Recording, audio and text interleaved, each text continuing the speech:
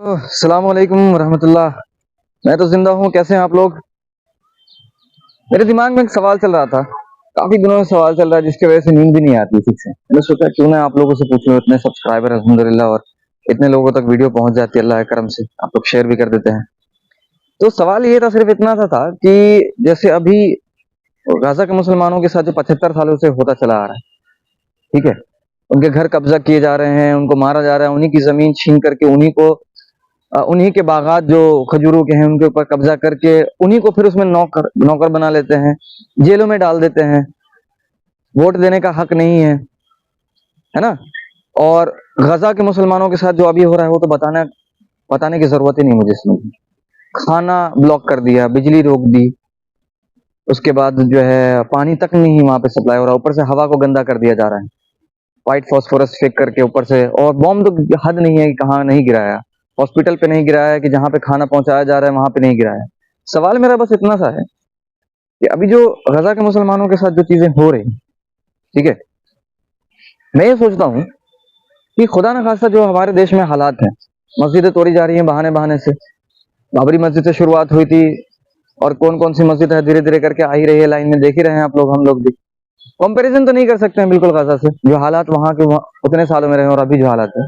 लेकिन मैं ये सोचता हूँ कि खुदा न खास्ता अगर कभी ऐसा, अभी जैसे धीरे धीरे हो रहा है, नफरत फैलाई जा रही है 2014 से लेकर खास करके, और मुसलमानों को टारगेट किया ही जा रहा है, और बहाने बहाने से जेल में डाला जा रहा है। और आपको शायद पता नहीं होगा, मैं भी शायद आपको पता हो कि नहीं हो, मुसलमानों के खिलाफ जितने भी केसेस हुए हैं अब तक, चाहे जिस वजह से भी हो, चाहे वो एनआईए के थ्रू हो कि आतंकवादी बोल करके कुछ भी, उसमें से 75 से 80% केसेस में उनका जो है वो ट्रायल हुआ ही नहीं, मतलब जज के सामने पेश करना या कोई एक लीगल एक्शन जो होता है वो सब हुआ ही नहीं है। तो बहुत सारे लोगों को तो पता भी नहीं है। हमको लगता है कि हम तो बहुत अच्छे देश में रह रहे हैं, बहुत खुश हैं, हमारे साथ कुछ नहीं हो रहा है, तो बाकी किसी के साथ कुछ नहीं हो रहा है।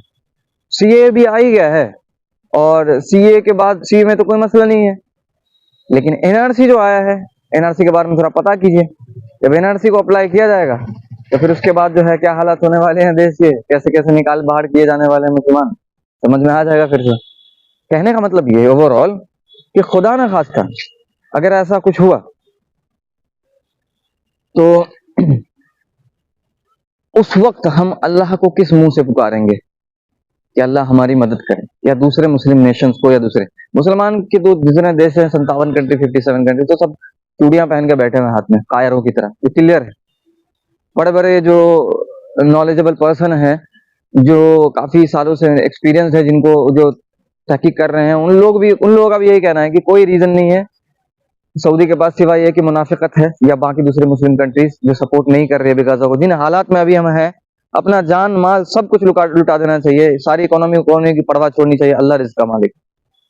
जो हालात अभी हैं वहां पे, और यूनाइटेड नेशन के लॉ के हिसाब से भी सारे, अगर कोई भी कंट्री हेल्प करने के लिए आती है तो कोई गलत नहीं होगा वहां पे, क्योंकि सब जान रहे हैं वहां पे क्या कर रहा है इसराइल।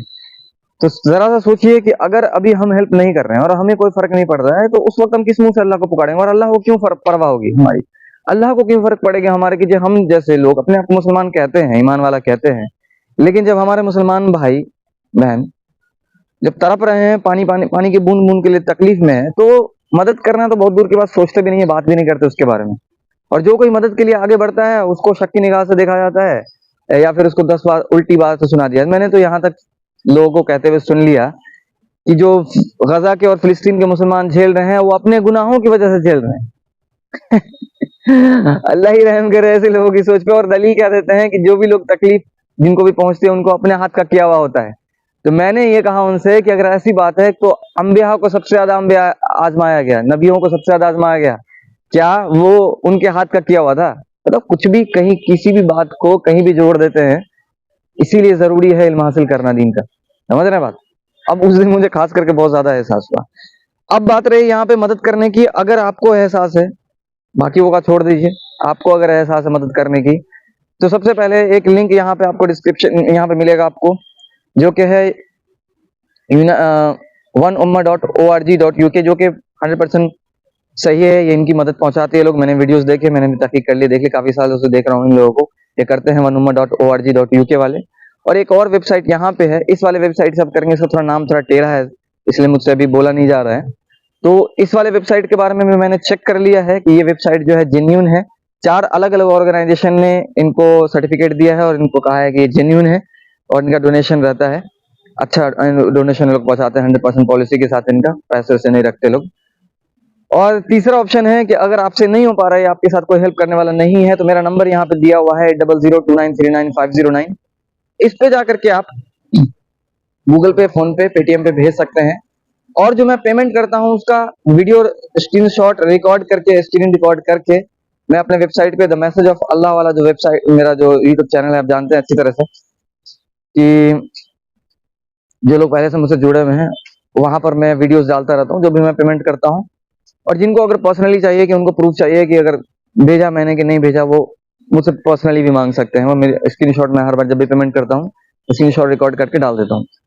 उम्मीद करता हूँ कि आपके दिल में थोड़ा सा भी एहसास होगा। और देखिए, उससे भी सबसे ज्यादा जरूरी, पैसे देने से भी सबसे ज्यादा जरूरी है, इजराइल के प्रोडक्ट्स जो हैं उनको आप बायकॉट कर दीजिए। सिंपल सी बात कह रहा हूँ, सबसे ज्यादा मदद यहीं से मिलेगी। जितने भी प्रोडक्ट्स हैं, पता जो भी चीजें घर में लाते हैं खरीदने पहनने के लिए, चाहे वो खाने पीने के लिए हो, चाहे जिस चीज के लिए भी हो, उनमें सबसे पहले आप ये चेक कर लिया करें, ये जो है वो इजराइल की कोई प्रोडक्ट तो नहीं है। मेरा हाथ दुखने लगा अब यार, अब इससे ज्यादा मैं होल्ड नहीं कर सकता हूँ मैं फोन को।